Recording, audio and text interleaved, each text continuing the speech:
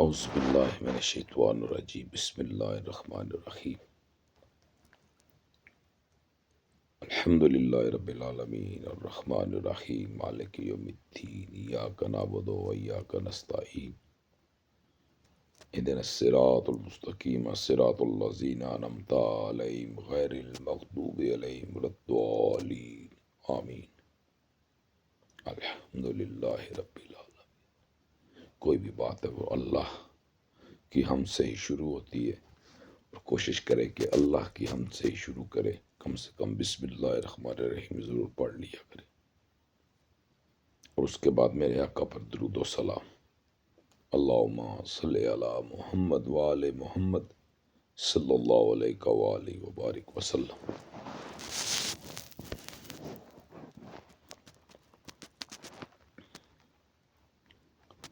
کیونکہ آقا اور آقا کی آل پر درود بھیجے بغیر نہ کوئی دعا قبول ہوتی ہے، نہ کوئی دعا وہاں تک پہنچ سکتی ہے۔ یہ بڑے بڑے علماء، اولیاء اللہ اور بزرگان دین کا فتویٰ ہے اس بات میں کہ اول آخر درود پڑھے، ورنہ دعا اٹک کے رہ جاتی ہے۔ ہاں جی، یہ اتنا خاص اور اعلیٰ قسم کا عمل ہے، کیونکہ اس کی دلیل خود قرآن دے رہا ہے کہ اللہ قرآن میں فرما رہا ہے، میں میرے فرشتے نبی صلی اللہ علیہ وآلہ وسلم پر درود و سلام بھیجتے ہیں، ہے ایمان والو تم بھی درود اور سلام بھیجو۔ اس کے بعد آج جس چیز نے آج ہمیں تفریق میں ڈالا، نفرت میں ڈالا، تفرقے میں ڈالا، اس حدیث پہ کچھ روشنی ڈالیں گے، میں اور آپ مل کر اس بات کو سمجھیں گے، کوشش کریں گے۔ میں بھی انسان ہوں، کوئی عقل کل نہیں ہوں، لیکن عقل فائنل ڈیسیشن ہے، آخری فیصلہ ہے، کیونکہ یہ حکم پروردگار ہے۔ اگر علم کی بات ہوتی تو شہر مکہ کا پڑھا لکھا شخص ابو جہل نہ ہوتا۔ اگر تعلیم کی بات ہوتی، علم حاصل کرنا چاہیے، اس میں کوئی شک نہیں، لیکن حقائق بیان کرنے چاہیے، اس میں بھی کوئی شک نہیں۔ جو حقائق کو چھپاتا ہے، حقائق پہ پردہ ڈالتا ہے، اس کے لیے دنیا اور آخرت دونوں میں عذاب ہے۔ تو حدیث شروع کرتے ہیں جی جناب عبداللہ بن رضی اللہ تعالیٰ عنہ سے مروی کہ آقا دو جہاں صلی اللہ علیہ وآلہ وسلم نے فرمایا، بنی اسرائیل 72 فرقوں میں بٹے، میری امت 73 فرقوں میں بٹے گی۔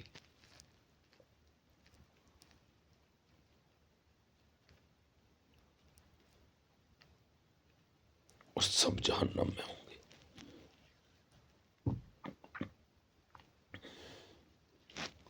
آقا نے فرمایا بنی اسرائیل 72 فرقوں میں بٹیں گے، میری امت 73 فرقوں میں بٹے گی، سب جہنم میں ہوں گے۔ اب اس چیز کو سمجھنا ہے، حدیث کے مفہوم کو سمجھنا ہے، حدیث کی جو عبارت لکھی گئی ہے، جو فرمان مصطفیٰ بنا، جو میرے آقا کی زبان سے لفظ ادا ہوئے، یہ سب جہنم میں کیوں؟ کیونکہ آج سمجھنے سے لوگ قاصر ہیں کہ سب نہیں جہنم جائیں گے۔ جی ایک جنتی ہے، 72 جہنمی ہے، معذرت کے ساتھ۔ چلیں آج آپ اس حدیث کی تھوڑی روشنی ڈالتے ہیں اس حدیث پہ، اور سمجھنے کی کوشش کرتے ہیں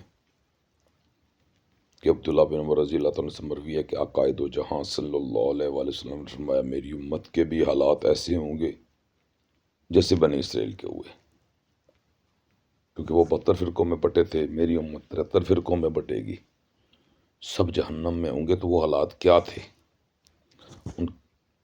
ان کو سمجھنے کے لیے اور آقا نے ہمیں سمجھانے کے لیے کیا اشارہ دیا، کیا دلیل دی، کیا ریٹن چھوڑا، اسی حدیث کے اندر موجود ہے۔ کہیں باہر جانے کی یا کہیں سے ڈھونڈنے کی ضرورت نہیں ہے۔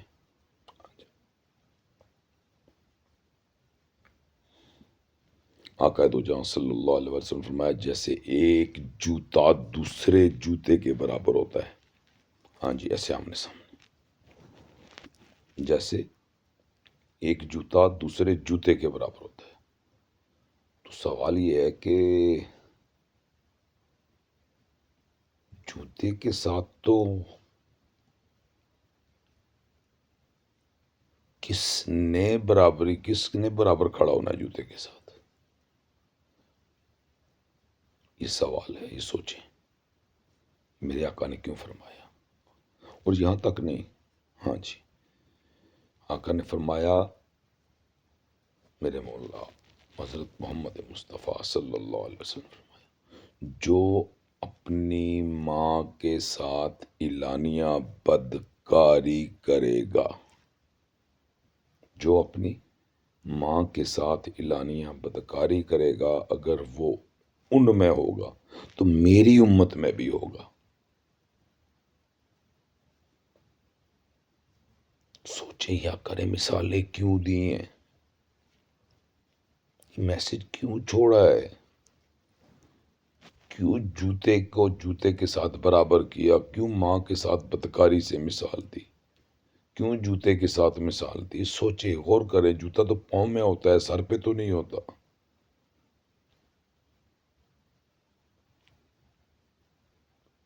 یا تو آقا نے بتایا ہوتا کہ سر کے تاج کے برابر ہوتا تو ہاں سمجھ آتی، ماشاءاللہ. بتایا جاتا کہ ایمان والا ہوتا، بدکار نہ ہوتا تو سمجھ آ جاتی، ماشاءاللہ. لیکن یہاں تو بالکل اس کے برعکس گفتگو ہو رہی ہے، ریٹن کے ساتھ ہو رہی ہے. پھر فرمایا بنی اسرائیل 72 فرقوں میں بٹے، میری امت 73 فرقوں میں بٹے گی، سب جہنم میں ہوں گے. تو میرے خیال میں مفہوم تو بالکل صحیح بنتا ہے.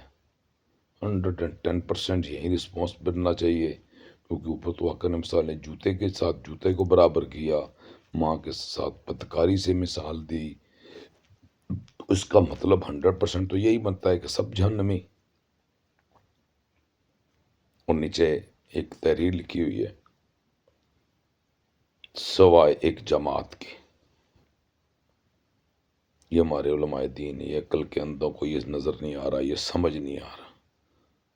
وہ جب میرے آقا تو جہاں صلی اللہ علیہ وسلم نے ارشاد فرمایا تھا، بیان فرمایا تھا، واز کی تھی، تو سننے والی ایک جماعت سامنے بھی بیٹھی ہوئی تھی.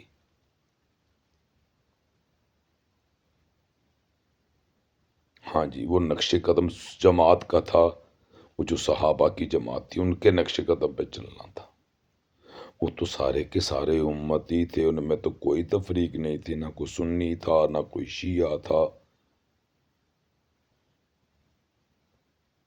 آج ایک چیز اور بھی سنو جی، شیعہ کا میننگ چاہنا، ٹھیک ہے، الحمدللہ الحمدللہ الحمد، میں مانتا ہوں اس بات کو، یہ چیز تو قرآن کی نص سے ثابت ہے.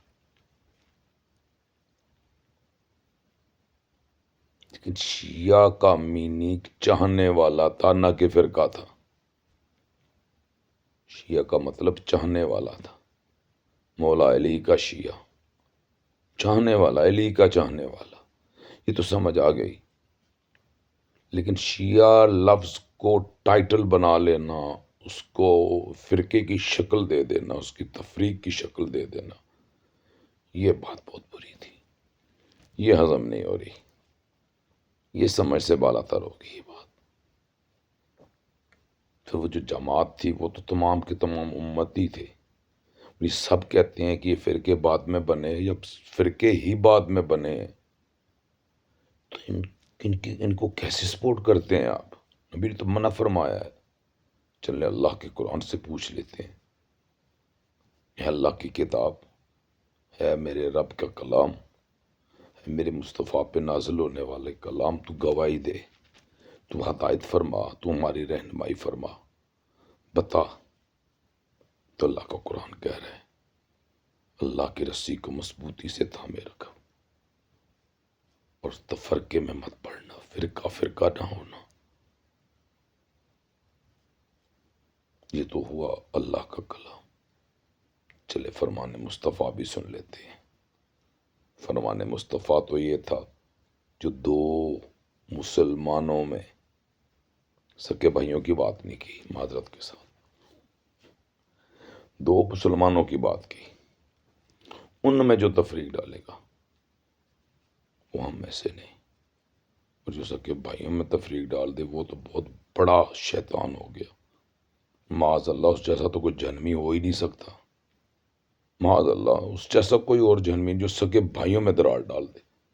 اور یہ عالم آج ہمارے ہاں موجود ہے، ہمارے معاشرے میں، ہمارے اسلام میں، ہمارے دین کے ٹھیکیداروں نے یہ تو چیز جگہ جگہ یہ پیغام پہنچا دیا، جگہ جگہ پر پیغام پہنچا دیا۔ آج تو ایک گھر کا یہ عالم ہے کہ باپ بیٹے کو اور بیٹا باپ کو جہنمی کہہ رہے ہیں۔ حضرت کے ساتھ یہ وہ سچائی ہے، یہ وہ حقیقت ہے، یہ وہ ریالٹی ہے جو آپ سب کو پتہ ہے، کسی سے عیاں نہیں ہے، کوئی پردہ نہیں ہے اس کے اوپر ڈلا ہوا، ہر ایک کو پتہ ہے کہ کیا حالات چل رہے ہیں۔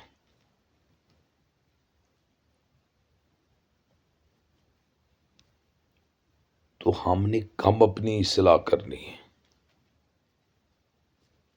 کب اس تفریق سے باہر نکلنا ہے،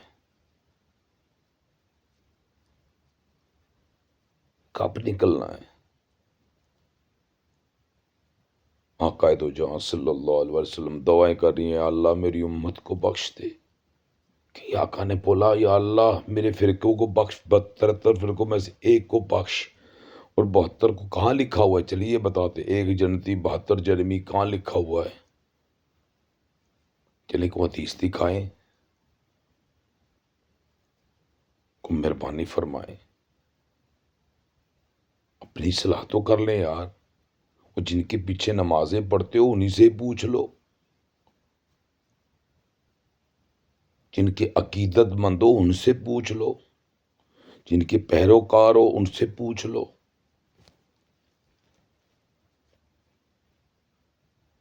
جن کے ہاتھوں میں ہاتھ دیے ہیں، بیعت کی ہے، ان سے پوچھ لو، ان سے اصلاح مانگ لو۔ مانگنے میں تعلیم حاصل کرنا بری عمل ہے،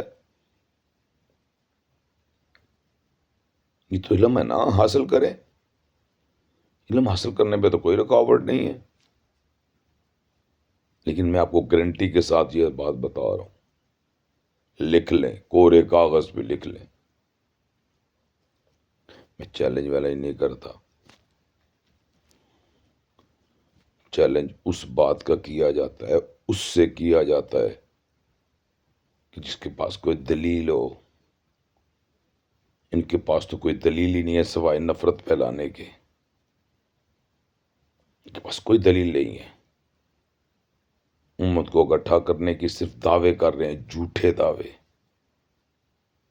سب مال بنا رہے ہیں، سب بینک بیلنس بنا رہے ہیں، سب پراپرٹیوں اور کوٹھیوں اور بنگلے بنا رہے ہیں۔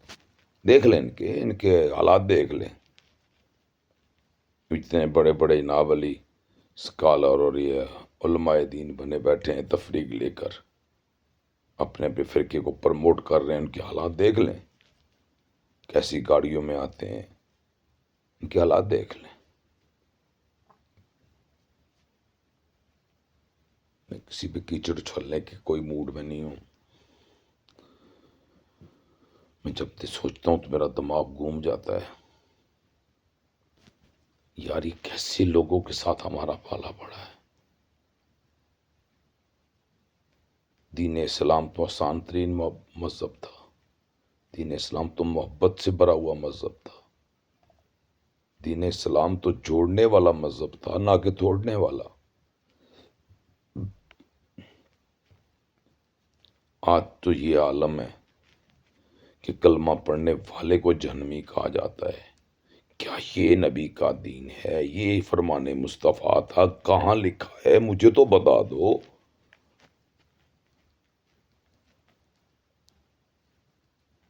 کہاں لکھا ہے کہ کلمہ پڑھنے والے کو جہنمی بولو؟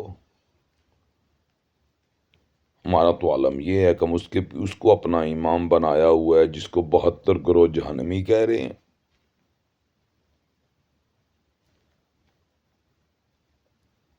شریعت محمدی صلی اللہ علیہ وسلم کی ہم نے دھجیاں اڑا دی۔ شریعت تو کہہ رہی ہے کہ 2 گواہ ہوں تو بندہ پھانسی لگ جاتا ہے، یہاں تو 72 گروہ کھڑے ہیں آپ کو جہنمی کہنے والے۔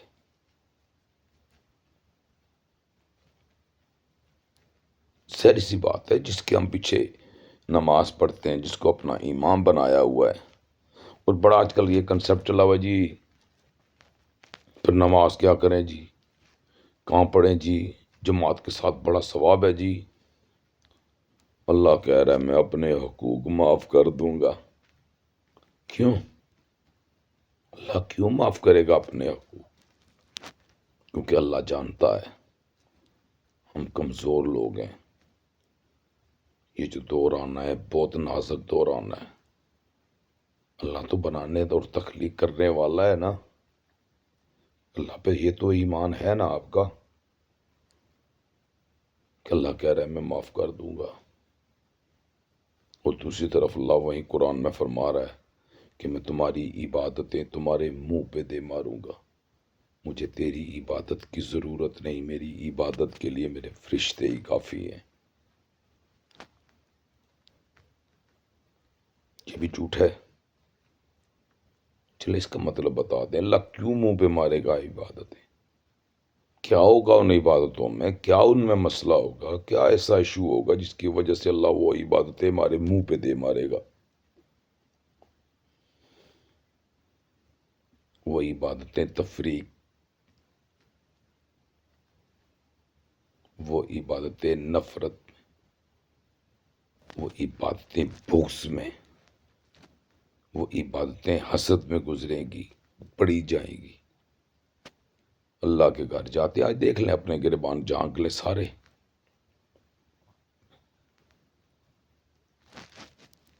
اس میں کوئی مذائقہ نہیں ہے۔ کسی بات کو اسٹڈی کرنا کوئی برا عمل تو ہے نہیں، اگر برا ہے تو مجھے بتا دیں، قائد ماننا برا عمل ہے تو مجھے بتا دیں، کہاں لکھا ہے؟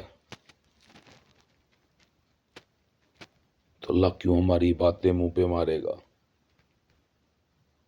ہم تو اللہ کے سامنے جھکنے جا رہے تھے، جھک رہے تھے، اپنی جبیں کو جھکا رہے تھے، اس کی تسبیح کر رہے تھے، پھر کیوں عبادتیں منہ میں مارے گا؟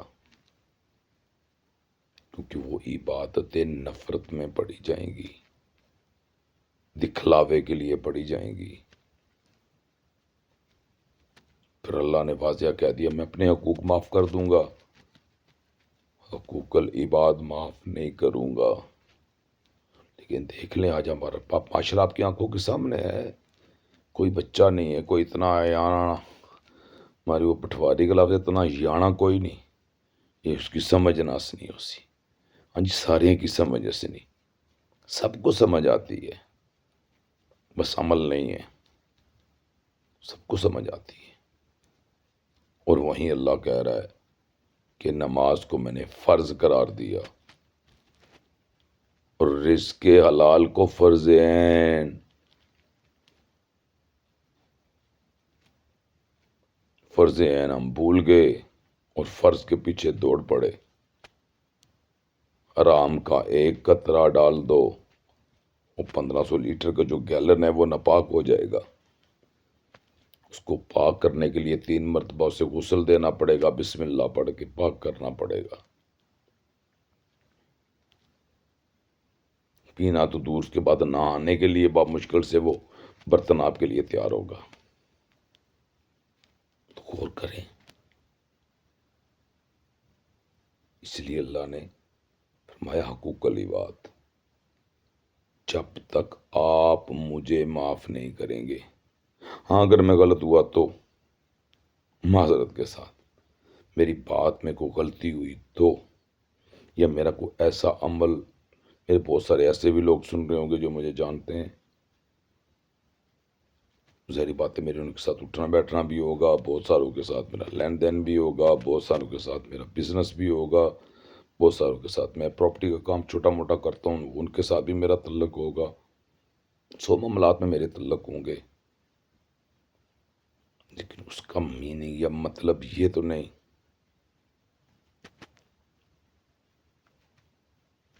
کہ آپ حق بات کو سنیں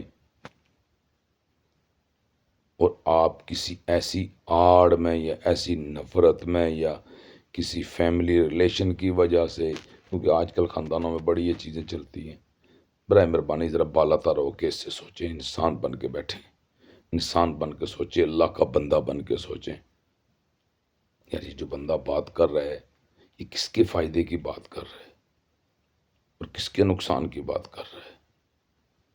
فائدہ آپ کا اور نقصان فرقے کا، کیونکہ جب ہم فرقے کا نقصان کریں گے اور اپنا فائدہ کریں گے تو ہم امتی بن جائیں گے، اور جب امتی بنیں گے تو اللہ نے امت بخشنے کا وعدہ کیا ہے۔ نبی رسول امتی بننے کی دعا کرتے رہے، نہ کہ سنی شیعہ۔ عیسیٰ علیہ السلام امتی بن کر آ رہے ہیں، نہ کہ سنی شیعہ۔ وہ جو آنے والی زندہ دلیل ہمارے پاس قرآن میں موجود ہے وہ جناب عیسیٰ علیہ السلام کی ذات ہے کہ آپ امتی بن کر آ رہے ہیں، نہ کہ سنی شیعہ۔ اس لیے تفریق سے بچیں، اللہ کے بندے بنیں، لفظ اللہ کی پرچار کریں، لفظ خدا سے بچیں، اس کو اپنی زندگی سے ترک کریں اس لفظ خدا کو، کیونکہ اللہ نے آپ سے مثال دے کے اس بات کی تصدیق کر دی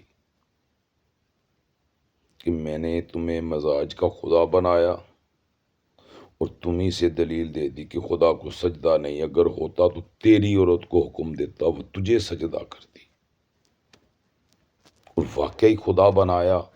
اس کی بدلیل اللہ نے اگلی بات میں بتا دی کہ تیری ہی عورت کو حکم دیا، جب تمہارا خدا تمہیں پکارے اور تو میری عبادت میں مشغول ہے تو میری عبادت کو ترک کر، چھوڑ دے، پہلے اس کی سن، جب اس کو راضی کر لے، وہ مطمئن ریلیکس راضی ہو جائے تو اس کے بعد میرے حضور پیش ہو، جہاں سے عبادت کو ترک کیا ہے وہیں سے شروع کرو اور اپنی عبادت کو کمپلیٹ کرو، ختم کرو، مکمل کرو۔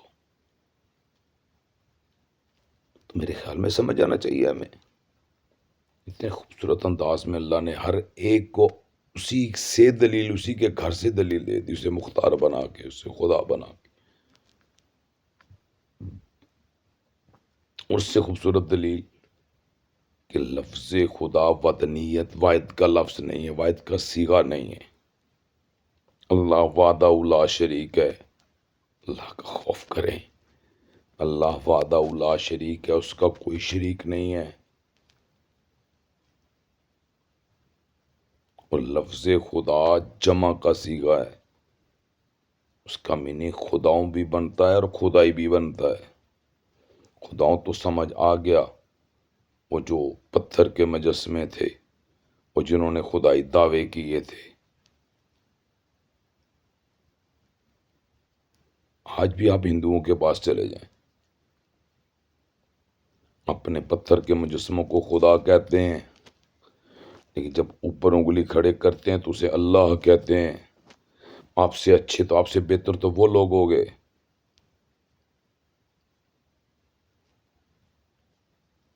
اللہ نے بتایا یار ایسے خدا نہیں ہوتے بے جان پتھر، بلکہ کوئی جاندار بھی خود ہی سے دعویٰ کرے تو وہ خدا نہیں ہو سکتا۔ فرعون کو دیکھ لیں،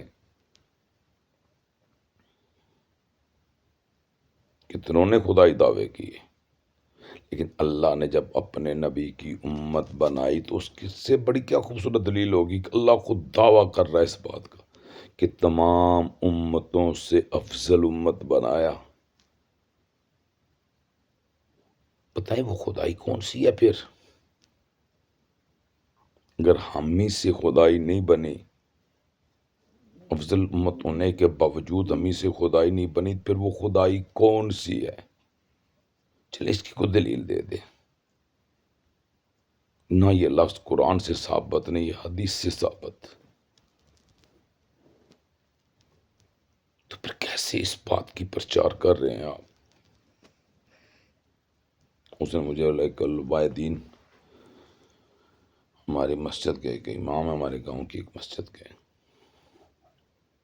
تو میں نے ان سے بات کی، تو وہ جب 73 کا پتہ نہیں 70 میں کہ 73 میں بھٹو صاحب آئے، انہوں نے قانون پاس کیا، اردو زبان کا راج ہوا، تو پھر جب اردو زبان آئی تو فارسی اور کچھ زبانوں کو مکس کر کے اردو کو او بھائی وہ تو ایجاد تھی، اللہ ایجاد ہے، اللہ خالق ہے، خلق کرنے والا ہے۔ جو چیز ہم نے ایجاد کی اس کی ہم پرچار کر رہے ہیں۔ مطلب تو یہ بھائی کیسے یہ مطلب ہے؟ وہ جو گلاڑی ابراہیم علیہ السلام کو اللہ نے بولا بڑے خدا کے کندھے پہ رکھ دینا، وہ بڑا خدا کون سا ہے؟ یار اپنی اصلاح کریں، خود ہی باتیں کرتے ہو اور خود ہی مکر جاتے ہو، اسی کو منافقت بولتے ہیں۔ وہ جیسے وہ مرزا جلمی کا سٹائل ہے، وہ جناب مولا علی کو کہتا ہے وہ حق پر تھے، اور جو میر معاویہ کا گروہ تھا وہ باغی گروہ تھا۔ وہ عمار بن یاسر رضی اللہ تعالیٰ عنہ کو کون قتل کرے گا؟ باغی گروہ کرے گا۔ جو ایسے صحابی کا قاتل ہو وہ رضی اللہ ہو سکتا ہے؟ یار عقل نہیں اللہ نے دی آپ کو، فیصلہ تو عقل نے کرنا ہے۔ کون سی علم کی کتابیں پڑھ رہے ہیں آپ؟ فیصلہ تو عقل نے کرنا ہے، علم تو حاصل کرنے کے لیے تھا۔ عقل تو اللہ نے آپ کو دی ہے، تو اللہ کے لیے اپنے حال پہ رحم کریں۔ امت نبی صلی اللہ علیہ وسلم کی، اس کو کیوں تفرقے میں ڈالا ہوا ہے آپ لوگوں نے؟ آپ کو شرم نہیں آتی؟ کیوں نبی کی امت کو اکٹھا ہونے نہیں دے رہے آپ؟ کیوں نبی کے ساتھ دشمنی لگائے بیٹھے ہیں؟ نہ آپ اللہ کی مان رہے نہ نبی کی مان رہے، پھر کس چیز کے دعویٰ ہے آپ کا؟ کون لوگ ہیں آپ؟ اللہ کہہ رہا ہے فرقہ فرقہ نہ ہوا، فرقے میں بیٹھے ہوئے ہو، پھر بھی بطروں کو جنمی اور خود جنتی بنے بیٹھے، اور اپنے آپ کو بطروں سے جنمی کلوا رہے ہو۔ واہ واہ واہ واہ، کیسے عقل ہیں آپ! برائے مہربانی اس تفریق سے نفرت کریں، نبی کی امتی بنے، امت کو اکٹھا ہونے کی کوشش کریں، اکٹھا کرنے کی کوشش کریں، نہ کہ فرقے بنانے کی یا ان کو بڑھاوا دینے کی کوشش کریں۔ تفریق کے متعلق تو نبی نے کہہ دیا سب جہنم میں ہوں گے، تو جب سب جہنم میں ہے تو پھر ہمارا کیا کام ہے جہنمیوں کے ساتھ؟ آپ کو پتہ چل جائے یہ بندہ جہنمی ہے، اس کا برا فعل، اس کے ساتھ بیٹھے گے آپ؟ تو وہ جو جہنمی آپ کو بطروں سے گلوا رہے اس کے پیچھے کیسے بیٹھ جاتے ہیں؟ کیسے اس کے پیچھے نمازیں پڑھ لیتے ہیں؟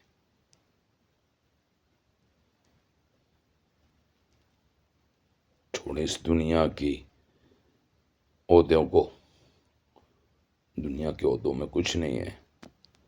وہ جو میرے رب کے حضور جو مرتبہ اور مقام و منزلت ہے وہ کہیں نہیں ہے، اور نہ کوئی دے سکتا ہے ویسی۔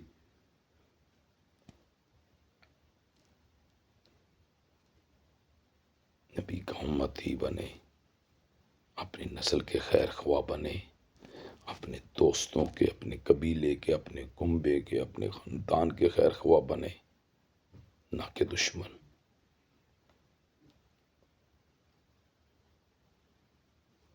اور میری آخر میں دعا ہے کہ اللہ پاک ہمیں اپنے نبی کے صدقے سیدھا رستہ دکھائے، اور اس خوبصورت ماہ رجب کے صدقے، جناب مولا علی کی ولادت کے صدقے، کعبہ کے گھر میں ولادت کے صدقے، اس گھر کے صدقے، اس پرورش کے صدقے جو پرورش جناب مولا علی نے پائی، جو سایہ محمد میں جو پرورش پائی، اس پرورش کے صدقے ہمیں چاہنے والا ہونا چاہیے تھا، نہ کہ نفرت والا۔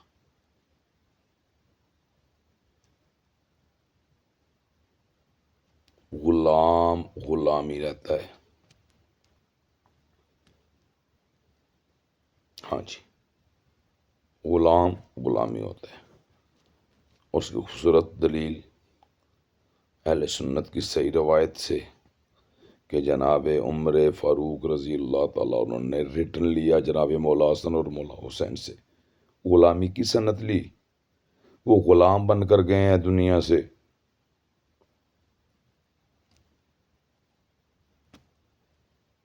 کوئی نہیں مانتا تو نہ مانے، ہر اعتبار سے وہ غلامی ہے۔ مان لے تو ان کا بخشش کا سما ہے۔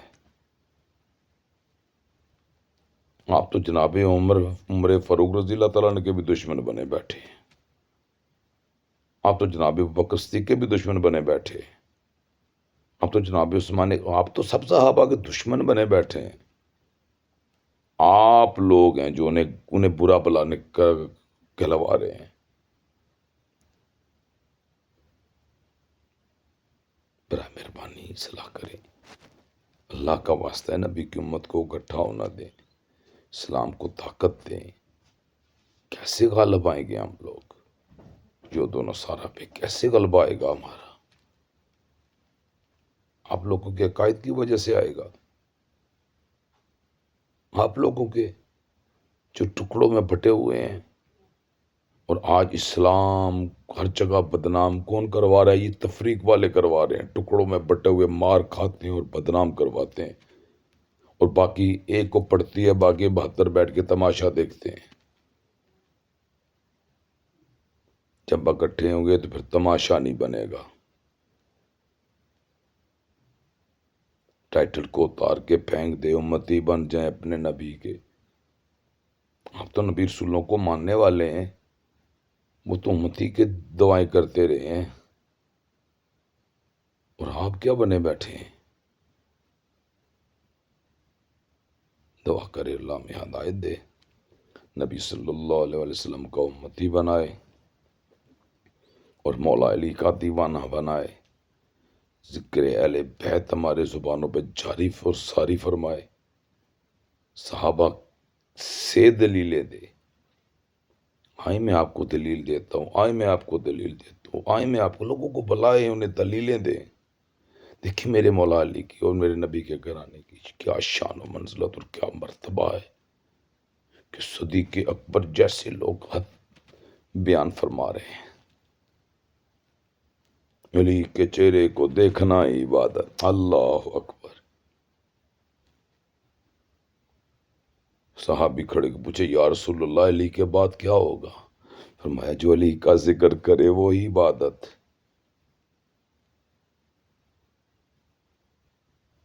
اللہ نے حکم صادر فرما دیا، میرے حبیب اپنی امت سے کہہ دو۔ کون ہے امت؟ جو لا الہ الا اللہ پڑھنے والے ہیں، بے شک وہ فرقوں میں بیٹھے ہوئے ہیں، لیکن دعویٰ سبھی کا یہی ہے کہ ہم نبی کے امتی ہیں۔ 2 منٹ کے لیے ٹائٹل چھوڑے، امتی بنے۔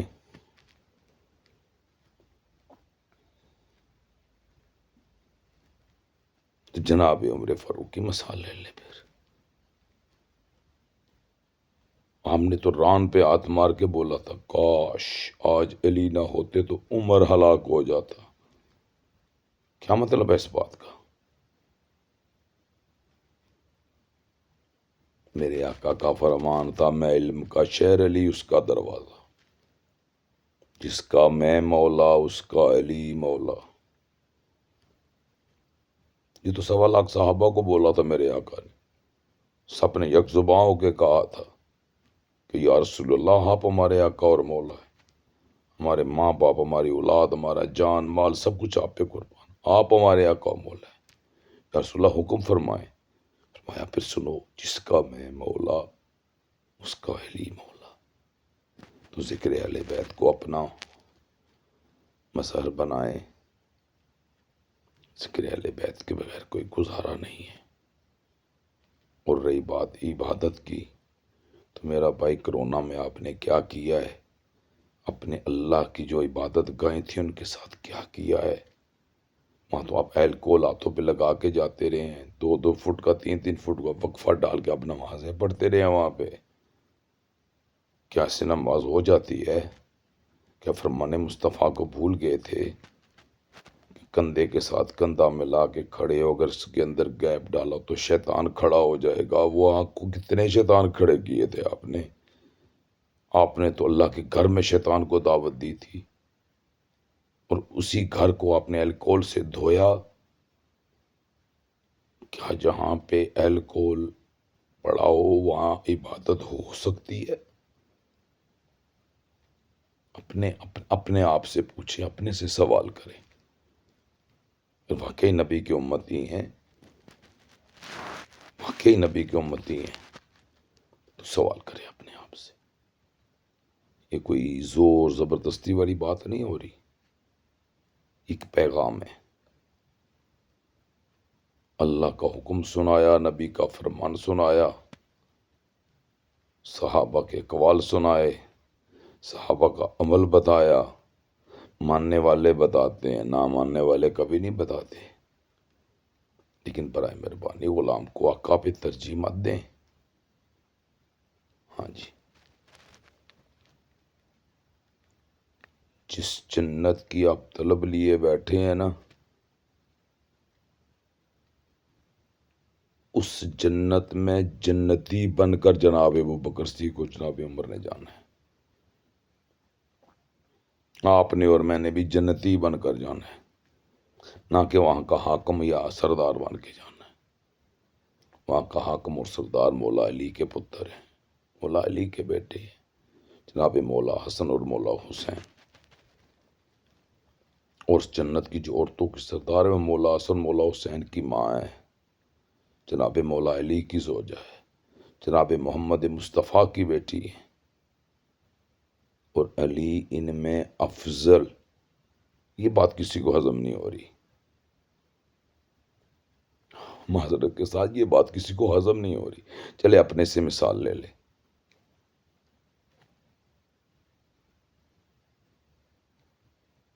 باپ، اللہ نے اسے مختار بنایا، بیوی کا، بچوں کا، اولاد کا، گھر کا سربراہ بنایا. تو وہاں تو مختار علی میں تو بحث ہی ختم ہو گئی. بس اللہ عقل والوں کے لیے نشانیاں چھوڑتا ہے، اور جاہل اور بے وقوفوں کے لیے ٹھکانہ جہنم، اور عقل والوں کے لیے کلی نشانی ہے. تو ذکر علی کے بغیر کوئی معاملہ نہیں. اور اللہ نے فرمایا میرے حبیب اپنی امت سے کہہ دو جو دنیا میں جس کا ذکر کرے گا بروز قیامت اسی کے ساتھ اٹھایا جائے گا. تو کیا مجھے بتائیں اللہ کے ساتھ کوئی اٹھایا جا سکتا ہے؟ معذرت کے ساتھ نہیں. اگر کسی کے پاس جواب ہے کہ کوئی اللہ کے ساتھ اٹھایا جا سکتا ہے، کوئی دلیل ہے، تو برائے مہربانی مجھے بھی میسج کے ذریعے بتائیں، کال کر کے بتا دیں، جیسے مناسب سمجھتے ہیں. میری اس ویڈیو کے نیچے کمنٹس کر کے بتا دیں.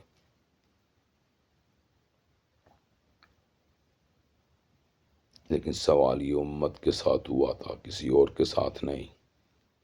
یہ امتیوں کے لیے پیغام تھا، کسی اور کے لیے نہیں. یہ تفریق کے لیے پیغام نہیں تھا، نبی کی امتی کے لیے پیغام تھا. یہ بات امتی سمجھے گا، تفریق والا نہیں سمجھ سکتا. کہ میرے حبیب اپنی امت سے کہہ دو جو دنیا میں جس کا ذکر کرے گا بروز قیامت اسی کے ساتھ اٹھایا جائے گا. چلے آج ہم علی کا ذکر کرتے ہیں، اور میں بھی علی کا ہی ذکر کر رہا ہوں ابھی بھی. الحمدللہ الحمدللہ ثم الحمدللہ، انہی کا ذکر کر رہا ہوں.